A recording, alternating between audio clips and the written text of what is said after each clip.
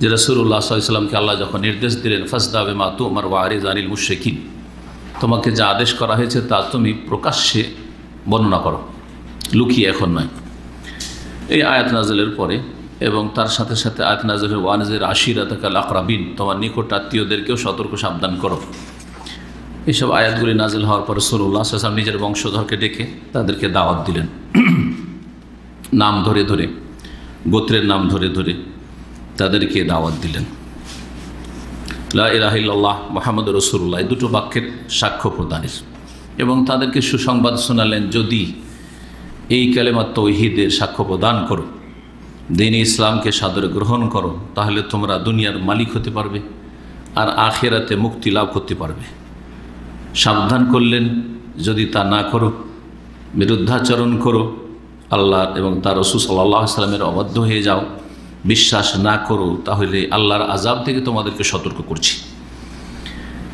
এই সতর্ক বাণী আমভাবে এবং খাসভাবে, দুইভাবেই তিনি করলেন। ওয়া আম্মা হাযাল ইনজার ওয়া খাসসা, শেখ সফিউর রহমান রাহিমাহুল্লাহ তাআলা বলছেন যে এই সতর্ক বাণী তিনি বিশেষ বিশেষ ব্যক্তির নাম ধরেও বা বিশেষ বিশেষ গোত্রের নাম ধরে করেছিলেন, আর আমভাবে সাধারণভাবে সবার জন্য যারা উপস্থিত হয়েছিল সেই সময় নবী করিম সাল্লাল্লাহু আলাইহি ওয়াসাল্লামের ডাকে, যা গত সপ্তাহের আলোচনা এসছে,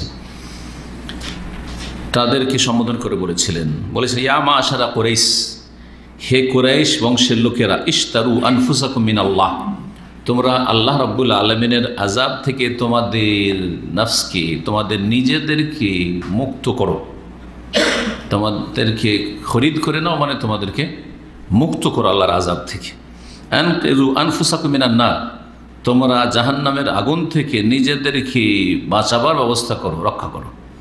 ফাইন্নী লা আমলিকু লাকুম দাররান ওয়ালা নাফা, তোমাদের জন্য আমি উপকার অপকারের কোনোটার মালিক না।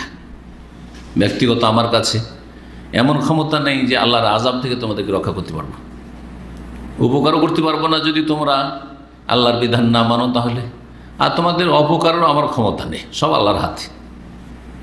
ওয়ালা উগনি আনকুম মিনাল্লাহি শাইআ, এবং আল্লাহ রাব্বুল আলামিনের কবল থেকে রক্ষা করার ক্ষেত্রে আমি তোমাদের কোনো কাজে আসতে পারবো না, তোমাদের আমি ফায়দা করে দিতে পারবো না।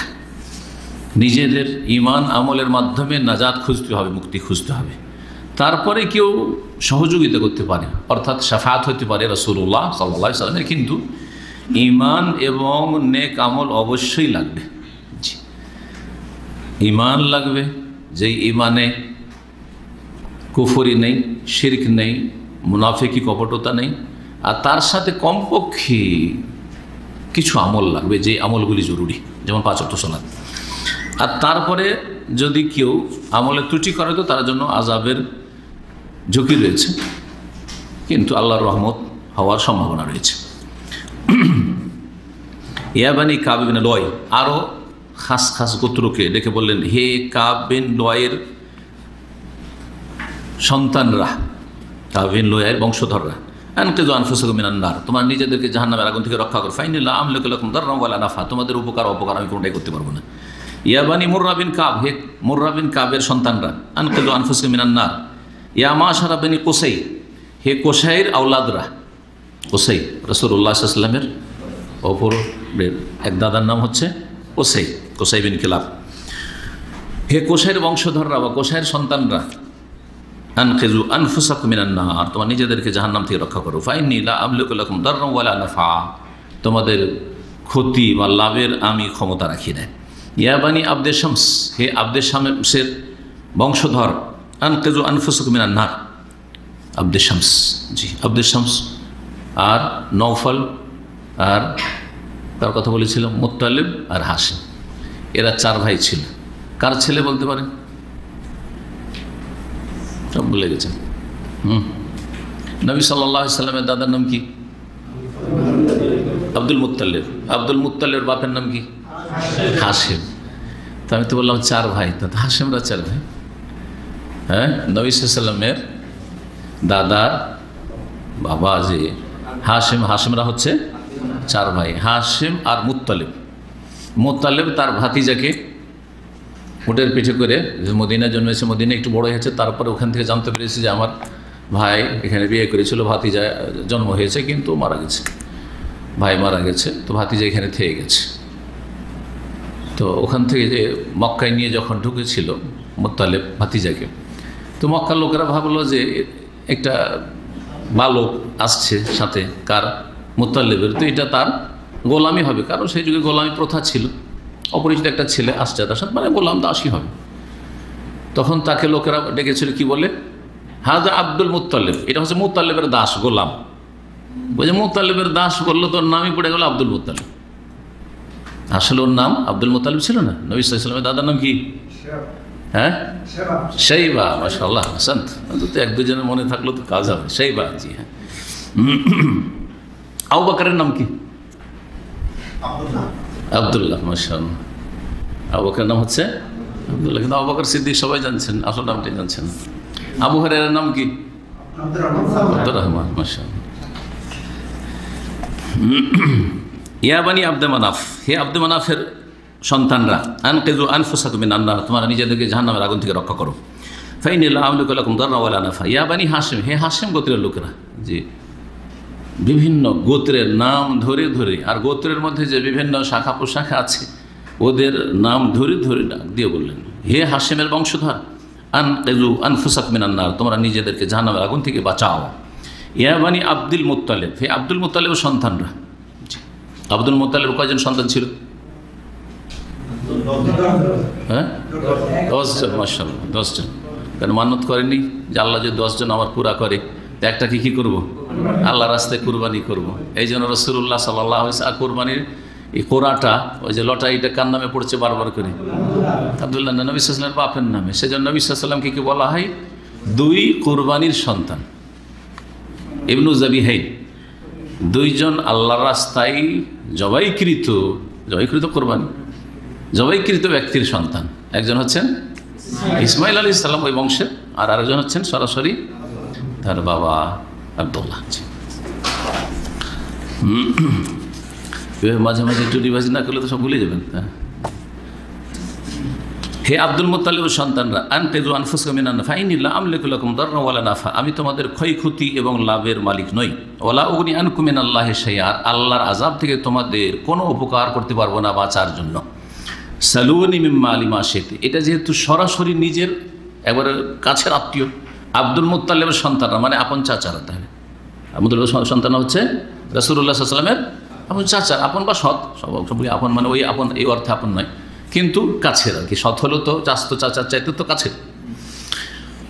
যেহেতু দাদার সন্তান, এগুলো সব দাদার সন্তানদেরকে বিশেষভাবে অন্যদেরকে যতটা বলেছিলেন তার চাইতে অতিরিক্ত বললেন যে নিজেদেরকে রক্ষা করেন আল্লাহর আযাব থেকে, আল্লাহর আযাব থেকে বাঁচাবার ক্ষেত্রে আপনাদের কোনো কাজে আসতে পারবো না। আরও বলছেন, সালুনি মিম্মা লিমা শেতুম, আমার ধন সম্পদ থেকে যা চাওয়ার চাইতে পারেন, আমি যতটা পারবো দেব। আমি দুনিয়ার ধন সম্পদ আমার কাছে যা কিছু আছে আপনার নিকট আত্মীয় আপনাদেরকে দিতে পারবো। তাহলে বোঝা যাচ্ছে এর থেকে সুবহানাল্লাহ যে দূরের যেগুলো বংশধর তাদের চাইতে বেশি হক রাখে কারা? যারা আপনার কাছের নিকট আত্মীয়। এই জন্য ওলামারা বলেছেন সিলাতুল আরহামের মধ্যে প্রথম আসবে আত্মীয়তার যে সুসম্পর্ক বজায় রাখা ফরজ। এই ক্ষেত্রে প্রথম সারিতে বাপ মা, ছেলেমেয়ের ভরণ পোষণ তো ফরজ, তো ছেলেমেয়ের কথা এই জন্য বলবো না। ছেলেমেয়েটা একেবারে ফরজ, আপনারও ফরজ যায় না, আপনার ছেলেমেয়ের জন্য আর কারোর ফরজ নেই। কিন্তু বাপ মায়ের ক্ষেত্রে আপনার সাথে আরও ভাইয়ের আছে। বাপ মায়ের ক্ষেত্রে অনেকে মনে করে যে আমার দায়িত্ব নেই, কিন্তু ছেলেমেয়ের দায়িত্ব, অমুসলিম মনে করে যে আমার ছেলেমেয়ের দায়িত্ব আমার। তো বাপ মা প্রথম, অবিল ওয়ালিদাইন ইহসানা, আর তারপরে কারা? হ্যাঁ, তারপরে কারা কাছে? দাদা কাছে, ভাইয়েরা কাছে। জি হ্যাঁ, দাদা দাদি, হ্যাঁ, নানা নানি, এগুলো কাছের। আর ভাইয়েরা, আপন ভাইয়েরা, বাপ মা তারপরে আপন ভাইরা, 2 নম্বর আপন ভাইরা বলা উচিত, যেটা আপন ভাই। তারপরে বৈমাত্রীয় ভাই, বৈপিত্রীয় ভাই, ওরাও ভাই। আর তারপরে দাদা দাদি, নানা নানি, এরা সবচেয়ে কাছে। এগুলি যখন হয়ে গেল, আর এদের সাথে আত্মীয়তার সম্পর্ক, প্রত্যেকে আপনার নিজেকে দেখেন যে আমার এই যে আমার আত্মীয়তার একটা সার্কেল আছে, এদের সাথে আমার সুসম্পর্ক আছে কিনা, না এদের সাথে আমাদের সম্পর্ক খারাপ করে রেখেছি। খারাপ করে রাখেন তাহলে আপনি এখনও ভুল পথে আছেন, অন্যায়ের পথে আছেন, আপনি গুনাহগার হয়ে আছেন। আপনি সম্পর্ক ঠিক করার চেষ্টা করেন। তারপরে হচ্ছে চাচারা, তারপর হচ্ছে চাচারা, আর তারপর হচ্ছে চাচাতো ভাইরা, তারপরে চাচাতো ভাইরা। আর এর সাথে চাচারা শুধু বলে অসম্পূর্ণ থাকবে, হ্যাঁ, আর মেয়েদের ক্ষেত্রে, নারীদের ক্ষেত্রে অবহেলা হবে। চাচারা যেমন তেমন ফুফুরা, চাচারা তেমন ফুফুরা, তেমনই মায়ের কথা যখন বললাম তো খালারা ওর সাথে, এবং খালা যখন বললাম তো মামারা, খালা মামা। জি হ্যাঁ, আপনার শ্যালকের সাথে আপনার সম্পর্ক আত্মীয়তা সম্পর্ক না, আপনার কেউ না, আপনার ছেলেদের আত্মীয়, কিন্তু ওর মায়ের, ওদের মায়ের দিক থেকে বিষয়গুলি খেয়াল রাখতে হবে। জি হ্যাঁ, এই জন্য একজন মানুষ যদি শ্বশুর বাড়ি নাও যায়, শ্বশুর বাড়ি নাও যায়, আত্মীয়তা সম্পর্ক বিচ্ছিন্নকারী সে না, কিন্তু তার যদি স্ত্রীকে না যেতে দেয়, অনেকে জাহেলরা আছে, তার ছেলে মেয়েকে যেতে বাধা দেয়, সে সম্পর্ক রাখতে দিচ্ছে না, তাহলে সে গুনাহগার, কারণ আত্মীয়তা সম্পর্ক সে বিচ্ছিন্নকারী।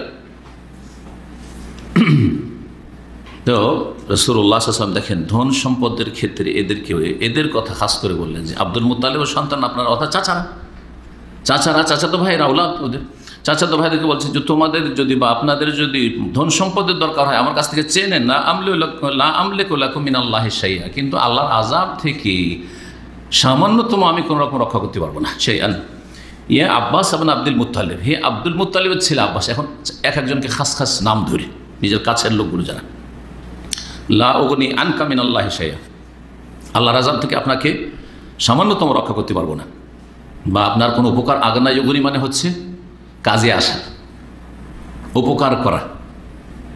সূরা লাহাবে এই বাক্যটা রয়েছে, মা আগনা আনহু মালুহু ওয়া মা কাসাব, আবু লাহাবের কোনো কাজে আসলো না, মা আগনা আনহু মালুহু, তার ধন সম্পদ, ওয়া মা কাসাব, আর যা তার উপার্জিত ছিল, তাই তার আয় উপার্জন আর তার ধন সম্পদ কোনো কাজে আসেনি।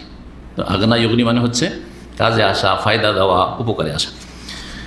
ইয়া সাফিয়াতা বিনতে আব্দুল মুত্তালিব, হে আব্দুল মুত্তালিবের মেয়ে সাফিয়া, এটা আবার নবী সাল্লাল্লাহু আলাইহি ওয়াসাল্লাম কে সম্পর্কে? ফুফু। তাহলে যেমন চাচাকে ডেকে বলেন খাস নাম ধরে, তেমনই ফুফুকে। তো যেমন আপনি চাচাকে আপনার কাছে মনে করছেন, ফুফুকেও কাছে মনে করতে হবে। এই না যে ফুফু বিয়ে কোন জায়গায় চলে গেছে, চাচার সাথে যেহেতু আশেপাশে আছে সেজন্য এটা আমার আপন চাচা, কিন্তু ফুফুর খবর নেন না আপনি, না না না, একই রকম, একই রকম, দুটোই আপনার দাদার সন্তান।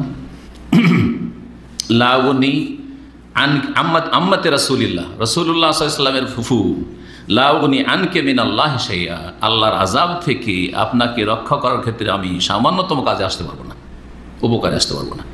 ইয়া ফাতেমা বিনতে মুহাম্মদ রাসূলুল্লাহ সাল্লাল্লাহু আলাইহি ওয়াসাল্লাম, হে মুহাম্মদের মেয়ে ফাতেমা, রাসূলুল্লাহ সাল্লাল্লাহু আলাইহি ওয়াসাল্লাম, রাসূলুল্লাহ সাল্লাল্লাহু আলাইহি ওয়াসাল্লাম মুহাম্মদ রাসূলুল্লাহর মেয়ে ফাতেমা, সালিনি বিমা শি'ত, যা চাও চেয়ে নাও, যা চাও চেয়ে নাও, যা চাও চেয়ে নাও, মানে এই নয় যে নবী সাল্লাল্লাহু আলাইহি ওয়াসাল্লাম গায়েব থেকে কিছু দেওয়ার ক্ষমতা রাখে, এই নয়, কিন্তু এই ধরনের বাক্যগুলির অপব্যাখ্যা করেছে বেরলভীরা, এই মাজারপন্থীরা। আর তারা বলে যে নবী সাল্লাল্লাহু আলাইহি ওয়াসাল্লাম দো জাহানের বাদশাহ। আর এইটা মূর্খতার কারণে আমাদের সহিহ আকীদার অনেক ভাই এই বাক্যটা ওয়াজ মাহফিলে ব্যবহার করে। হ্যাঁ, দো জাহানের বাদশাহ আমাদের, হ্যাঁ, হুজুর পুরনুর, হ্যাঁ, মুহাম্মদ রাসূলুল্লাহ সাল্লাল্লাহু আলাইহি ওয়াসাল্লাম, আরও কিছু। মুহাম্মদ রাসূলুল্লাহ তো কমই বলে, তারা যেটা বলার সেটা বলে না, অন্যভাবে তারা বলে। হুজুর পূর্ণুর, এটাও বিদাতি কথা। হুজুরে পূর্ণুর মানে নূরে পূর্ণ। তো এখানে গুমরাহির আশঙ্কা আছে, আপনার এটা আবার সঠিক ব্যাখ্যা করা যেত। নূর মানে যদি হেদায়েতের নূর বলে তাহলে তো অর্থ ঠিক আছে, পূর্ণুর মানে পূর্ণ নূর। এই শব্দগুলি উর্দু থেকে বা ফার্সি থেকে বাংলায় এসছে, কিন্তু যদি নূর মানে ওই আকিদার যে নবী নূরের পয়দা, তাহলে শিরকি আকিদা, শুধু বিদাত না, শিরকি আকিদা, যে পূর্ণ নূরের পয়দা রাসূলুল্লাহ সাল্লাল্লাহু আলাইহি ওয়াসাল্লাম, হুজুরে পূর্ণুর, আকায়ে নামদার, তাজদারে মদিনা, দো জাহানের বাদশাহ মুহাম্মদ রাসূলুল্লাহ, এগুলো আমাদের দেশের কথা না। হ্যাঁ জি, দো জাহানের বাদশাহ কথাটি একেবারে ভুল। দো জাহানের বাদশাহ একমাত্র কে? আল্লাহ। দুনিয়ার বাদশাহ আর আখিরাতের বাদশাহ একমাত্র আল্লাহ রাব্বুল আলামিন। এই জন্য মালিক ইয়াউমিদ্দিন, সূরা ফাতিহাতে ইয়াউমিদ্দিন মানে তো পরকাল, ইয়াউমুল জাযা, তো পরকালের বাদশাহ একমাত্র আল্লাহ। যদি নবী দো জাহানের বাদশাহ, তাহলে সূরা ফাতিহাতে আল্লাহকে মালিক ইয়াউমিদ্দিন বলে লাভটি কি হলো? তা নবীও তো মালিক ইয়াউমিদ্দিন, তাই না? শিরক না? অনেকে অর্থ না বুঝে গেলে বলে, শুনে শুনে বক্তাদেরকে বলতে দেখেছে বা কোনো কিতাবে পড়েছে, আর তারপরে টেনে টেনে ব্যাখ্যা করে। কেন টেনে টেনে ব্যাখ্যা করবে? দো জাহানের বাদশাহ মানে তিনি শাফাআতের মালিক, তো বাদশাহ কিসের? সেখানেও তো তিনি আল্লাহর সামনে হাজির হবেন আল্লাহর গোলাম হয়ে, এবং সেজদায় লুটিয়ে পড়বেন হ্যাঁ সাফাতের পারমিশন নেওয়ার জন্য, তো বাদশাহ আবার কোথায় থাকলো? বাদশাহ সেজদায় লুটিয়ে পড়ে দেখি। তাহলে সূরা মারইয়ামে স্পষ্ট আল্লাহ ঘোষণা করেছে, ইন কুল্লু মান ফিস সামাওয়াতি ওয়াল আরদি ইল্লা আতির রহমানি আবদা। আসমান জমিনে যে কেউ আছে, ইন কুল্লু মানে এমন কোনো মানুষ আর জিন আর ফেরেশতা নেই আসমান এবং জমিনে, ইল্লা আতির রহমান, সকলেই রহমানের কাছে আসবে কিয়ামতের দিনে, আবদান গোলাম হয়ে, দাস হয়ে, বান্দা হয়ে, সবাই বান্দা। পার্থক্য যে তিনি বান্দার সাথে আব্দহু এবং রাসূলহু, তার রাসূল। সুতরাং এই ভাষাগুলি ইচ্ছা করে বললে তো শিরক হবে, যদি ওই আকীদা নিয়ে বলে, আর অনিচ্ছাকৃত বললেও কথাগত শিরক, ভাষাগত শিরক, যদিও আকীদাগত শিরক নাই হয়।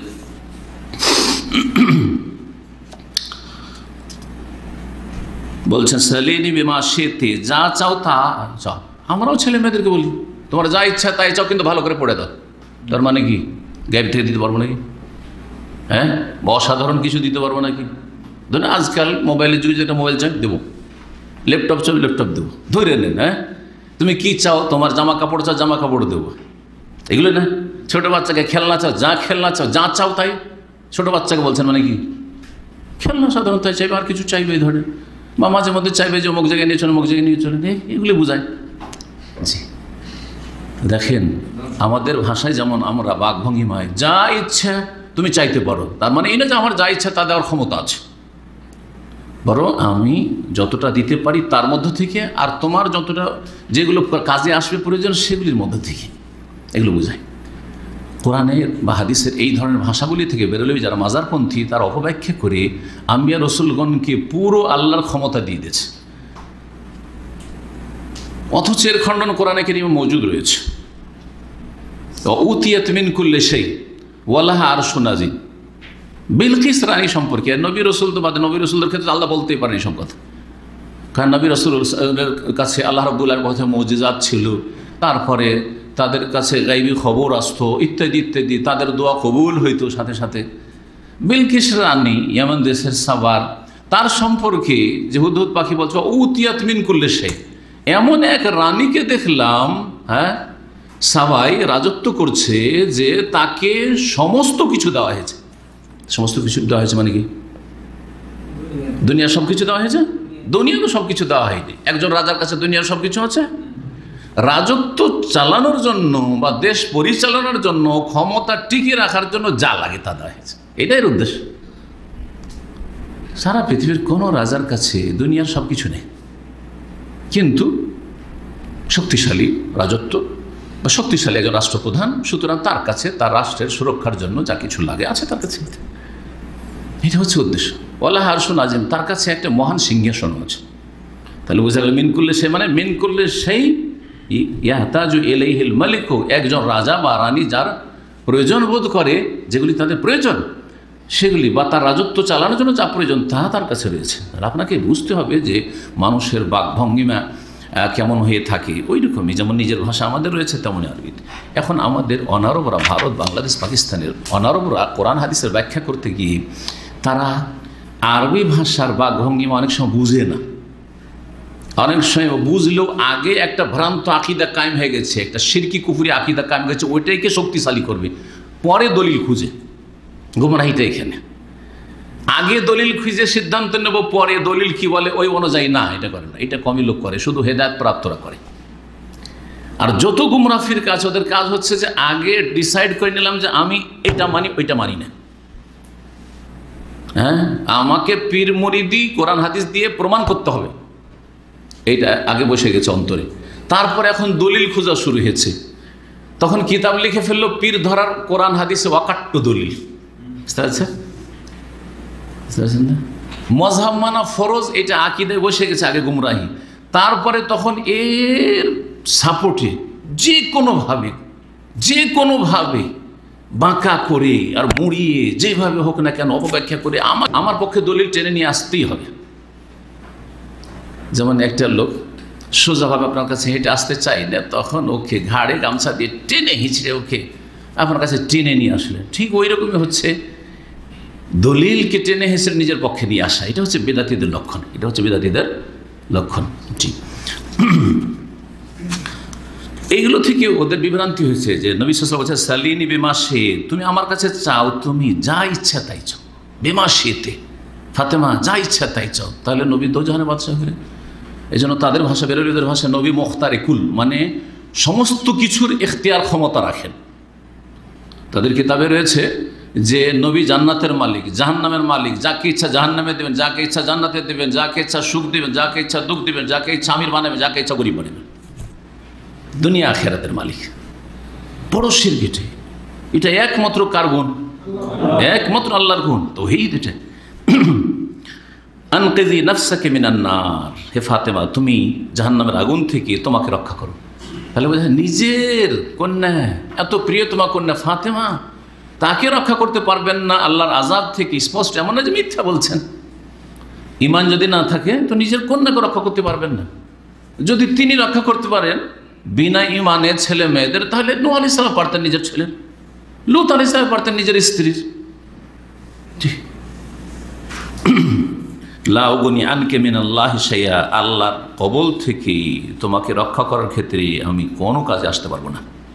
গায়রা আন্না লাকুম রাহিমান, তবে আমার সাথে তোমাদের আত্মীয়তার সম্পর্ক আছে। রাহিম, রাহিম মানে আত্মীয়তার সম্পর্ক।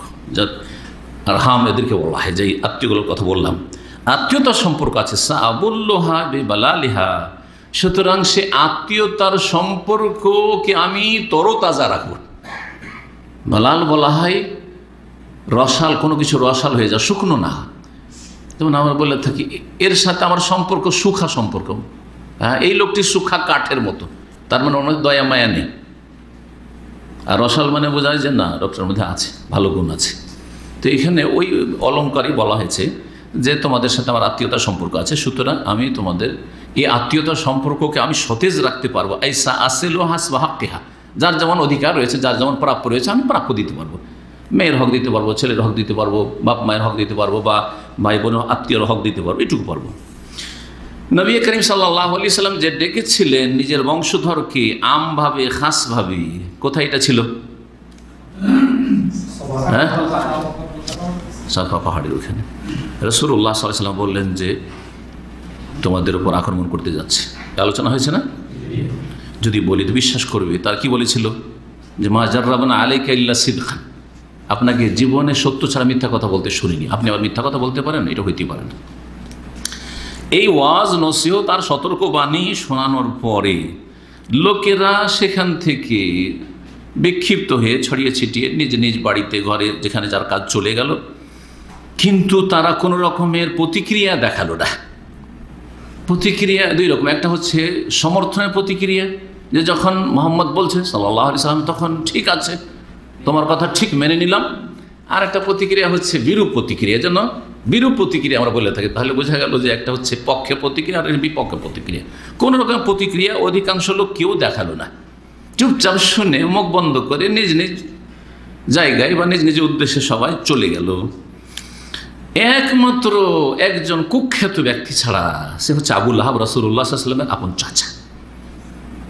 সেই ব্যক্তি নবী করিম সাল্লাল্লাহু আলাইহি ওয়াসাল্লামকে খারাপ ভাষায় সেদিন সম্বোধন করেছিল আর বলেছিল তাব্বাল্লাকা সাইরাল ইয়ম, আজকের দিনটা তোমার ধ্বংস হোক, আজকের দিনে তোমার সর্বনাশ হোক। আলিহাজা জামাতানা, এই জন্য আমাদেরকে ধোঁকা দিয়ে ডেকেছ। দুশ্মন যদি আমাদের উপর আক্রমণ করতে আসে আর এই আর সেই, আর আমাদেরকে ভয় দেখিয়ে আছে, আর এসে কি এসব কথা শোনাচ্ছ তুমি? আলিহাজা জামাতানা, এই যে তাব্বাল্লাকা, হে মুহাম্মদ তোমার সর্বনাশ হোক, তুমি ধ্বংস হও, এই কথা বলেছিল আবু লাহাব। আর তারই পরিপ্রেক্ষিতে সূরায়ে লাহাব নাজিল হয়, যেটা শুরু হয় কি দিয়ে? তাব্বাত দিয়ে। এই যে তাব্বান সে বলেছিল, তাব্বান মানে ধ্বংস হও তুমি, তাব্বাল্লাক। আল্লাহ বলছে তাব্বাত ইয়াদা আবি লাহাব ওয়া তাব মা আগনা আনহু মালুহু ওয়া মা কাসাব। তাব্বাত ইয়াদা আবি লাহাব, আবু লাহাবের দুই হাত ধ্বংস হোক, ওয়া তাব, আর সেও নিজে ধ্বংস হোক। আগে দুই হাতের কথা এই জন্যই আল্লাহ বললেন কোরআনে কারিমে যে মানুষ অধিকাংশ অন্যায়গুলি দুই হাত দিয়েই করে। শরীরের সব, যখন মানুষ অন্যায় জড়িয়ে যায় তখন সবগুলি অঙ্গ প্রত্যঙ্গ তাতে শেয়ার করে, কিন্তু হাত সবচেয়ে বেশি অপরাধ করে, সবচেয়ে বেশি হাত অপরাধ করে। প্রথম হৃদয়, কলব অপরাধ করে, কারণ ডিসাইড করে এখান থেকে। আর তারপরে কাজের জন্য নড়াচড়া হাতে বেশি করে, মারামারি করলেও, খুন করলেও ইত্যাদি, কোনো রকমের ব্যঙ্গ করলেও, আরও কিছু করলেও এই হাতের অপরাধ সবচেয়ে বেশি। এই জন্য আল্লাহ বিশেষভাবে হাতের কথা বলেছেন। আর তারপরে সেও ধ্বংসকে কথা বলেছেন। তব্বাত ইয়াদা আবি লাহাব মা আগনা আনহু মালুহু ওয়া মা কাসাব, কোনো কাজে আসবে না আর আসলো না। সায়াসলা নারান যাতা লাহাব, জি, উত্তপ্ত জ্বলন্ত আগুনে, লিলিহ্যান আগুনে প্রবেশ করবে সে। সায়াসলা নারান যাতা লাহাব অমরাতু, এমনকি তার স্ত্রী উম্মে জামিল, জি, তার স্ত্রী চরম শত্রু ছিল এই চাচি নবী সাল্লাল্লাহু আলাইহি ওয়াসাল্লামের, কট্টর দুশমন। ফাকান্নাহুম কাদ আসাবাতহুম আদ-দাহশাতু ওয়াল ইসতিগরাব হিনা ফুজু বিহাযাল ইনজার। এই অধিকাংশ কুরাইশরা প্রথমখানে কোনো রকমের পক্ষে অথবা বিপক্ষে কোনো প্রতিক্রিয়া না দেখে চুপচাপ সব টান দিয়ে চলে গেল। এর কারণ হচ্ছে যে তারা এই নতুন কথা শুনেছে জীবনের প্রথম। শিরকি জীবনযাপন সারা জীবন করেছে, তাওহীদের কথা জীবনে শোনেনি, আল্লাহ পরের কথা জীবনে শোনেনি, সব কথা শোনেনি। নাম আল্লাহ শুধু জানতো, কিন্তু সব কিছু পূজা পাঠ সব গায়রুল্লাহর করতো। মুশরিকিন সব বহুত্ববাদী, মূর্তি পূজক। অবাক হয়েছে এই অবস্থায় হঠাৎ করে তারা কোনো রকম প্রতিক্রিয়া না দেখে আর কোনো রকমের একটা সিদ্ধান্ত নিতেও পারেনি যে হ্যাঁ বা না করব। আর এইরকম যখন প্রথম হঠাৎ করে কোনো একটা এইরকম পরিস্থিতি তৈরি হয়ে যায়, তখন মানুষ একে অপরের দিকে তাকায় যে দেখি অন্যান্য লোকেরা কী করে। এটা মানুষের স্বভাব। কিন্তু আমিও যদি কোথাও এরকম পড়ি আর হঠাৎ করে এরকম যদি একটা বিস্ময়কর অবস্থা তৈরি হয়, তখন কি সিদ্ধান্ত নিতে হবে। যদি আরও আমার সাথে আপনার সাথে কিছু লোক থাকে, তখন একটু তামাশা দেখে যে সবাই কি করছে দেখি, হ্যাঁ, দল যেদিকে ভারী সেদিকে দৌড় দিই, তাই না? তো এইরকমটা তো আরব মুশরিকরা যারা বিরোধিতা করেছিল রাসূলুল্লাহ সাল্লাল্লাহু আলাইহি ওয়াসাল্লামের, তাদের মধ্যে এক দল, বরং বড় দল এরাই ছিল যারা তামাশা দেখছিল এই অবস্থার, যে পরিস্থিতি কোন দিকে নিয়ে যায়, পরিস্থিতি যেদিকে যাবে সেই পাল্লাতে আমরা সেদিকে চলে যাব।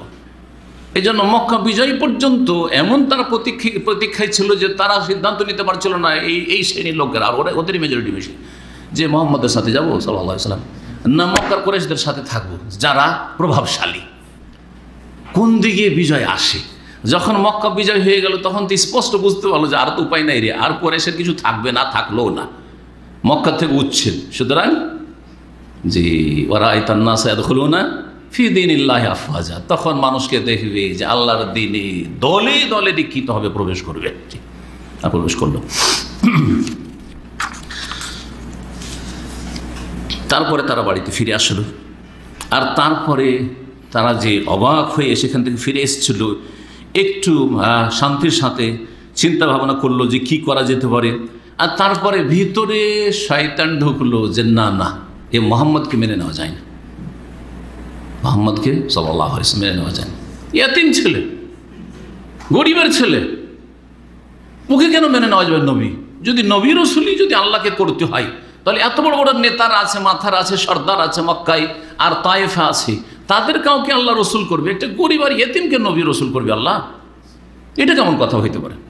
এটা কি করে মেনে নেওয়া যেতে পারে? জি, প্রথম দিকে যে কোনো আন্দোলন শুরু হয়েছে, শুনে রাখেন, একটা যে কোনো আন্দোলন শুরু হয়েছে প্রথম দিকে কিন্তু এইরকমই করা হয়েছে। প্রথম দিকে যারা ধনাঢ্য ব্যক্তি, যারা পুঁজিপতি বা যারা প্রভাবশালী, তারা চরম বিরোধিতা করেছে, অহংকার প্রদর্শন করেছে। সে হকের দাওয়াত হোক, হকের আন্দোলন হোক, আর বাতিলের দাওয়াত, বাতিলের আন্দোলন হোক, এটা মানব জাতির ইতিহাস, মানব জাতির ইতিহাস। একসময় আমাদের পশ্চিমবঙ্গে যখন প্রথম কমিউনিস্ট আসে, তখন আমরা প্রথম যুবক হতে লেগেছি, যুবক না হলেও কিছুটা বুঝতে শিখেছি। মোটামুটি 14-15 থেকে 20 বছর, এই সময়টাই মানে প্রথম কমিউনিজম আসছে, কমিউনিস্ট আসছে। তার আগে কমিউনিস্ট কেউ জানতই না। গোটা অঞ্চল খুঁজে একজন কমরেড পাওয়া যায়, একজন দুজন কমরেড কমিউনিস্ট পাওয়া যায়। সবাই ওদেরকে নিয়ে কী করে, ঠাট্টা উপহাস করে, হ্যাঁ, হেউ প্রতিপন্ন করে যে এরা কি করতে পারে, এই তো তারা কী হবে, যারা কংগ্রেসি বা অন্যান্য যারা। কিন্তু সুবহানাল্লাহ, যুগের আবর্তন বিবর্তনে বিজেপির তো নাম গন্ধই ছিল না তখন পর্যন্ত, শুধু আরএসএস এই চরমপন্থী সংগঠনগুলো ছিল, কিন্তু ওদের কোনো রকমের প্রভাব ছিল না পলিটিক্যালভাবে। তো সবাই আপন আপন জায়গায় কাজ করতে আছে, হ্যাঁ, কুল্লু ইয়ামালু আলা শাকিলাতি, আল্লাহ কোরআনে বলছেন। প্রত্যেক গোষ্ঠী, প্রত্যেক জাতি আপন আপন স্থানে থেকে কাজ করতে আছে। কে কার যে কখন উত্থান হয় আর কার যে কখন পতন হয় কিছু বলা যায় না। তারপরে 10টা বছর গেল না, হঠাৎ করে চলে আসলো, কমিউনিস্ট শাসন। সে এমন শক্তিশালী হয়ে আসলো যে দীর্ঘ 25 বছর ধরে এক টানা, 25 বছর মানে 5 বছর করে তারা ইলেকশন জিতছে, আর চিফ মিনিস্টার হচ্ছে জ্যোতি বসুর যুগে। সুবহানাল্লাহ, 25 বছর প্রভাবশালী একটি দল। আর তারপরে এমন পতন আসলো যে এমন হয়ে শেষ হলো যে এখন নায়ের দিকে আবার চলে গেছে। এই ইতিহাস, সেম ইতিহাস রাশিয়াতে দেখতে পারেন, সোভিয়েত ইউনিয়নে দেখতে পারবেন আপনি। 1917 থেকে শুরু করে আপনার 80-র দশক, 1980-র দশক পর্যন্ত, 70 বছর বা 90-এর কাছাকাছি পর্যন্ত, যে সোভিয়েত ইউনিয়ন টুকরো টুকরো ততদিন পর্যন্ত। আর চীনের অবস্থা ওই রকমই। তো প্রত্যেক জাতির একসময় উত্থান রয়েছে আর পতন রয়েছে। প্রথম যে কোনো জাতি, বাতিলপন্থী হোক অথবা হকপন্থী হোক, প্রথম দিকে বিরোধিতা এভাবেই শুরু হয়েছে। আর বিরোধিতা করে, আর বিরোধিতা করার ক্ষেত্রে আপনার বিরোধিতা করেছে কারা? প্রভাবশালীরা করেছে। আর যারা একবারে দুর্গত, নির্যাতিত, দুর্বল, তারাই সাথ দিয়েছে, হকেরও সাথ দিয়েছে। হকের ক্ষেত্রে তো স্পষ্ট, আম্বিয়া রাসূলগণের দাওয়াতের প্রথম সারির লোকেরা, তারা কমজোর লোকেরা হইতো, দাসী হইতো, দুর্বল লোকেরা হইতো, অসহায় মানুষরা হইতো। আর বাতিলের ক্ষেত্রে এরকমই দেখা যায় যে প্রথম দিকে সাড়া পায় না, কিন্তু বাতিল এমন মাঝে মাঝে মাথা চাড়া দেয়, এত শক্তিশালী হয়ে যায় যেটা কল্পনার বাইরে চলে যায়। এতেও অনেক শিক্ষা রয়েছে যে মুসলিম জাতির পাপের কারণে এসব হয়ে থাকে, যে বাতিল শক্তিশালী হচ্ছে। যতক্ষণ পর্যন্ত মুসলিমরা তাদের তৌহিদের দিকে না ফিরে আসবে, রাসূলুল্লাহ সুন্নাহর দিকে না ফিরে আসবে, 5 ওয়াক্ত সালাতের দিকে না ফিরে আসবে, ততক্ষণ আল্লাহ সাহায্য হবে না। আজকে চিন্তা করুন যে লক্ষ লক্ষ মসজিদগুলি তৈরি হয়ে আছে, সেই মসজিদে শতকরা 95 জন মুসলিম নামাজ পড়তে যায় না, বেনামাজি। শতকরা 95 জন, এটা আর একটু কম করে বললাম যে 98 জন বেনামাজির কথা রয়েছে পরিসংখ্যানে।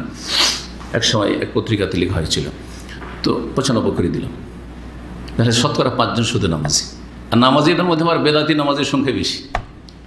নামাজিদের মধ্যে যারা পাক্কা নামাজি, কিন্তু তারা অধিকাংশ বেদাতি নামাজি। আবার 5 জন, শতকরা 5 জনের মধ্যে আবার বেদাতি নামাজের সংখ্যা বেশি। তাহলে শতকরা 1 জন সহি শুদ্ধ নামাজ পড়নেওয়ালা, সুন্নতি নামাজ পড়নেওয়ালা। এই অবস্থা। মসজিদ ফাঁকা, বড় বড় মসজিদ ফাঁকা। মসজিদ পাকা হচ্ছে কিন্তু ফাঁকা, মসজিদ পাকা কিন্তু ফাঁকা। তাহলে আল্লাহর কাছ থেকে কী করে আশা রাখছেন যে আপনাদের কোন একটি মসজিদ আল্লাহ রক্ষা করবেন? মুশরিক থেকে, কুফার থেকে কী করে আশা করছে আল্লাহ রাব্বুল আলামিনের কাছে? তারপরে এই অপরাধী শুধু না, শিরকের অপরাধ, গায়রুল্লাহর পূজার অপরাধ। অধিকাংশ মুসলিম ভারত উপমহাদেশে মাজার পূজায় বিশ্বাসী, পীর পূজায় বিশ্বাসী, মাজারে সেজদাকারী। তো মুসলিম হয়ে যদি মাজারে সেজদা করে গায়রুল্লাহর পূজা করেন, তো অমুসলিম যদি মূর্তি পূজা করে, তো দুটোতে পার্থক্যটা কোথায়? কেন আল্লাহ আপনাদের মতো মুশরিক যারা কথিত মুসলিম কিন্তু শিরকারী, তাদের কেন সাহায্য করবেন যেখানে কোনো পার্থক্য নাই, যেখানে আকীদাগত কোনো পার্থক্য নেই? দেখলেন দুটো অপরাধ মুসলিম জাতির। যদি চিন্তা করেন তো আমরা আসলে আল্লাহর পক্ষ থেকে নাসরুম মিনাল্লাহি ওয়া ফাতহুন করিব, সাহায্য পাওয়ার যোগ্যতা হারিয়ে ফেলেছি। আসলে কোথা থেকে সাহায্য চলে আসবে? এমনি চলে আসবে? এমনি কখনো আসবে না সাহায্য। ঠিক, একজন আবেগী মুসলিম নিজে নামাজ পড়ে না, নিজের শিরকি আকীদার, আর একটা মসজিদ নিয়ে কত যে তার কষ্ট হয়েছে, কিন্তু তার বাড়ির পাশে যে মসজিদটা আছে সেটা বিরান হয়ে কান্না করছে, সেখানে সে নামাজ পড়তে যায় না। কি জবাব দেবেন রবকে আপনি? আল্লাহ যেন ফিরে আসার তৌফিক দান করেন। বাড়িতে ফিরে আসার পরে তারা সিদ্ধান্ত নিল যে মোহাম্মদের এই কথা মানা যাবে না, এই যে লা ইলাহা ইল্লাল্লাহ এটা মানা যাবে না, মোহাম্মদ রাসূলুল্লাহ এসছে এটা মানা যাবে না। জি, এই ক্ষেত্রে তাদের উক্তি কোরআনের বিভিন্ন আয়াতে উল্লেখ করা হয়েছে। তার মধ্যে একটি আয়াত রয়েছে, কাফেররা বলেছিল লাউলা নুজ্জিলা হাযাল কুরআনু আলা রাজুলিন মিনাল কারিয়াতাইন আযীম। কোরআন যদি নাজিলই হয় আসমান থেকে, আর যদি কাউকে নবী রাসূল বানানো হয়, তাহলে মুহাম্মদের মতো ইয়েতিম গরিবকে কেন বানানো হইল? লাউলা নুজ্জিলা হাযাল কুরআন, এই কোরআন কেন নাজিল করা হইল না বা হয় না? আলা রাজুলিন মিনাল কারিয়াতাইন আযীম, দুইটি যে শহর রয়েছে, জনপদ রয়েছে, তার কোনো একটি শহরের বড় ব্যক্তিত্বের ওপর, রাজুলিন আযীম, কোনো মহান ব্যক্তির ওপর কেন কোরআন নাজিল করা হয়? মহান ব্যক্তিকে, বড় সরদার, বড় নেতাকে নবী রাসূল বানাইতেন আল্লাহ। কোরআন নাজিল হইতো এই দুই শহর বলতে তারা কি বুঝিয়েছিল? মক্কা আর তায়েফ। জেদ্দা শহর তখন ছিল না, নবী সাল্লাল্লাহু আলাইহি জামানায় জেদ্দা শহরের কোনো অস্তিত্ব ছিল না, মক্কা ছিল আর তায়েফ ছিল। তো হয় তায়েফের কোনো সরদারকে আল্লাহ রসুল বানাইতেন, আর নাহলে মক্কার সর্দারকে রসুল বানাইতেন, ওই প্রভাবশালী মানুষকে, তার কথা আমরা সবাই শুনতাম, আগে থেকে সে নেতা আমাদের। জি, অহংকার। গরিবের কথা ধনীরা মানবে, একজন সাধারণ মানুষের কথা নেতৃস্থানীয়রা মানবে, এটা বড়ই কষ্টকর। যাদের নেতাগিরি করে অভ্যাস হয়ে গেছে, সে কারো নেতৃত্বে সে আনুগত্য করবে, এটা এত বড় কষ্টকর বিষয় মানুষের চরিত্রে, যে ও টাকা দিতে পারবে লাখ লাখ টাকা, কিন্তু কারো আনুগত্য মেনে নিতে পারে না। পরীক্ষা করে দেখবেন আপনি। যার নেতৃত্বের লোভ আছে, সেই ব্যক্তি কারো নেতৃত্ব সামানুয়াতা শুনতে হবে, মানতে হবে, এটা মেনে নেওয়া তার জন্য যায়, এটা মেনে নেওয়া যায় না। আমি কারো এই হুকুম মানতে পারবো না, ভিতরে ঢুকে আছে, অনেক সময় মুখে ফিটে বলে। অথচ ইসলামের নীতিমালা হচ্ছে আসসামওয়াতা, আপনার ওপর যাকে চাপিয়ে দেওয়া হবে, সে যদি কালো, নিগ্র, হাবশিও হয়, তবু কি করতে হবে? তার আনুগত্য করতে হবে। কিন্তু আমল কোথায়? আমল কোথায়? অহংকার। তারা এই দাওয়াত কবুল করতে অস্বীকার করলো, এবং প্রথম তারা কি করলো? এটাকে হালকা মনে করলো, তারপরে উপহাস করে উড়িয়ে দিল, ঠাট্টা মজাক করা শুরু করলো। নবী করিম সাল্লাল্লাহু আলাইহি ওয়াসাল্লাম তারপরে যখনই কোনো রাস্তা দিয়ে চলাফেরা করতেন, তখন তাকে নিয়ে তারা ঠাট্টা মজাক করা শুরু করত। এই শুরু করলো। প্রথম আপনি যদি একটা কথা বলেন যে কোনো সম্প্রদায়ের মাঝে, তাদের মনের বিপরীত, সেটা বেদাতি, যদি তাদের বেদাতের বিরুদ্ধে বলেন, মিলাদের বিরুদ্ধে মিলাদিদের এলাকায় গিয়ে বলে দেখেন, মাজার পূজারীদের বিরুদ্ধে মাজার বিরুদ্ধে বলে দেখেন, যারা পর্দা করে না, পর্দার বিরোধী, তাদের এলাকায় যদি আপনি পর্দানাসীন মহিলাকে নিয়ে, আপনার ওয়াইফকে নিয়ে যদি চলাফেরা করেন, এই চরিত্রটা তাদের উপহাস করবে। ভল্লুক এসছে, জি, মুসলিম বেদিন, তাদের এরকম বহু কিস্সা কাহিনী রয়েছে, যেটা আমাদের কি বলবো, মুসলিম সমাজে কাফেররা তো করেই থাকে, কিন্তু মুসলিম সমাজের মুনাফিক চরিত্রের লোকেরা অথবা জাহেল মূর্খরা করে থাকে। দাড়ি দেখে মজা, দাড়ি নিয়ে মজা, কারণ দাড়ি বিরোধী, হ্যাঁ, দাড়ি রাখে না, শুধু নয়, দাড়ি বিদ্বেষী। সুতরাং দাড়ি দেখলে কি শুরু করে? মজাক শুরু করে। রাসূলুল্লাহ সাল্লাল্লাহু আলাইহি ওয়াসাল্লামকে নিয়ে তার ঠাট্টা মজাক শুরু করতো, আর বলতো আহাযাল্লাযী বাসাল্লাহু রাসূলা, আর এই লোকটাকে আল্লাহ রসুল করে পাঠিয়েছে, আল্লাহ আর লোক পায়নি। আরো কি বলতো? আহাযা ইবনু আবি কাবসা, আরে আবু কাবসার সন্তান, এটা আবু কাবসার ছেলে। এই আবু কাবসার ছেলে কেন বলা হতো? জি, ওই রোমের রাজার সামনে যে কথোপকথন ছিল রাজার সাথে আবু সুফিয়ানের ঘটনা, সহিহ বুখারীতে হাদিস পড়েছি, কিন্তু লম্বা হাদিস, সেখানে শেষখানে এই আবু কাবসার নাম এসছে। যখন ওখান থেকে বেরিয়ে আসলেন আবু সুফিয়ান, তখন কুফরের অবস্থায় ছিলেন তিনি, তার সাথী সঙ্গীদেরকে নিয়ে, আর দেখলেন যে এই রোমান এত বড় পরাশক্তি, তারপরে এই রাজা যখন মুহাম্মদ রাসূলুল্লাহ সাল্লাল্লাহু আলাইহি ওয়াসাল্লামকে, আমরাও কি পছন্দ করতে পারছি না, মেনে নিতে পারছি না, আর একে এত দূর থেকে এত ভয় পাচ্ছে, আর এত শ্রদ্ধা করছে, আর তারপরে এত সম্মান দেখালো এই চিঠির ওপর, আর তারপরে বলল যে আমি যদি তার কাছে থাকতাম তো লাগাসালতু আন কাদমাইহি, তার দুটো পা ধুইয়ে দিতাম, চুমো দিতাম, ইত্যাদি সব কথা। আর আমি যদি জানতে পারতাম যে আমি সহি সালামত তার কাছে পৌঁছিতে পারবো, লাতাজাসসামতু লিকাউ, তাহলে তার সাথে সাক্ষাতের জন্য যে কোনো কষ্ট বরদাস্ত করতে রাজি ছিলাম। কিন্তু আমি ভালো করে জানছি যে আমি যদি আজকে বেরোই মদিনার পানে তার সাথে দেখা করার জন্য, তো আমাকে মেরে দেওয়া হবে, বাঁচতে পারবো না। দুনিয়ার স্বার্থ রক্ষার জন্য সে আখেরাতকে হারিয়ে ফেলল। এইভাবে বহু লোক পার্থিব স্বার্থকে প্রাধান্য দেওয়ার কারণে কি করেছে? পরকালকে হারিয়ে দিয়েছে। আবু কাবসা, হ্যাঁ, ওইখানে যখন আবু সুফিয়ান বেরিয়ে আসলো ওই রাজমহল থেকে, রাজদরবার থেকে, তখন বলল লাকাদ আমেরা আমরু ইবনে আবি কাবসা, আরে আবু কাবসার সন্তানের বিষয়টি তো বড় আকার ধারণ করেছে।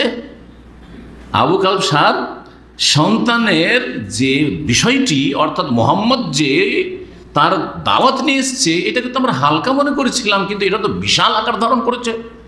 ইন্নাহু ইয়াখাফু মালিক বানিল আসফার, এই গোরা শ্বেতাঙ্গদের রাজাও তাকে ভয় পাচ্ছে। আমাদের তো গোত্রীয় শাসন, আমাদের কাছে তো এরকম কোন রকমের শক্তি নাই, সেনাবাহিনীর নাই, এত সেনাবাহিনী রোমানদের কাছে, ইউরোপিয়ানদের কাছে, তারপর মোহাম্মদকে ভয় পায়। ইয়াখাফু মানিল বানিল আসফার, ওইখানে ইবনু আবি কাবসা ওই হাদিসের ব্যাখ্যা বলেছেন যে আবু কাবসার সন্তান বলে গাল দিত কাকে? রাসূলুল্লাহ সাল্লাল্লাহু আলাইহি ওয়াসাল্লামকে ক্রিটিসাইজ করা। জি, যেমন সহি আকীদার লোক যদি শিরকের বিরুদ্ধে, বেদাতের বিরুদ্ধে বলে তো সোজা বলবে যে ওয়াহাবি। আপনি জীবনেও সৌদি আরব হয়তো আসেনি, তারপরে আপনার নাম ওয়াহাবি। হ্যাঁ, কথা বোঝা গেছে না? ওয়াহাবি কেন? এটা একটা গাল, এটা গালে পরিণত হয়েছে। কিছু পরিণত হয়েছে? গালে পরিণত হয়েছে। ওই রকমই আবু কাবসা। এই জন্য আবু কাবসার ছেলে বলতো তারা, নবী করিম সাল্লাল্লাহু আলাইহি ওয়াসাল্লাম কি বুঝছে যে ইসমুল আহাদে আজদাদি মিন জিহাতিল নবী করিম সাল্লাল্লাহু আলাইহি ওয়াসাল্লামের মায়ের পক্ষ থেকে তিনি ওপরের একজন নানা। আমরা আমাদের যেহেতু আর বাংলা ভাষাতে নানা আর দাদার আছে, কিন্তু আরবিতে নানাকেও জাদ্দুন বলে আর দাদাওকে কি বলে? জাদ্দুন। মায়ের পক্ষ থেকে না, হ্যাঁ, বাপের পক্ষ থেকে এটা বলতে হয়। যেমন বাংলাদেশের অধিকাংশ এলাকাতে ছেলের ঘরের নাতি আর মেয়ের ঘরের নাতি বলা লাগছে। কেন লাগছে? কারণ এটাও নাতি, এটাও নাতি। তো নাতি কোন নাতি, ছেলের পক্ষ থেকে না মেয়ের পক্ষ থেকে? তখন এরকম করে এত ভেঙে বলতে হচ্ছে। আর যদি আমাদের মালদাহ চাপায় ভাষা নেন আর আমাদের গোপালগঞ্জের ভাইদের ভাষা শিখেছি, আমি তো সব এলাকার ভাষা মুখস্থ করি যাতে বুঝতে পারি যে কোন এলাকায় কোন ভাষা বুঝে। তো ওনারা আবার পোতা বুঝে, পতিন বুঝে, পোতা আর পতিন, আর নাতি আর নাতিন। আজিজুল্লাহ গোপালগঞ্জ, ঠিক আছে না? এই দেখছেন সাক্ষী।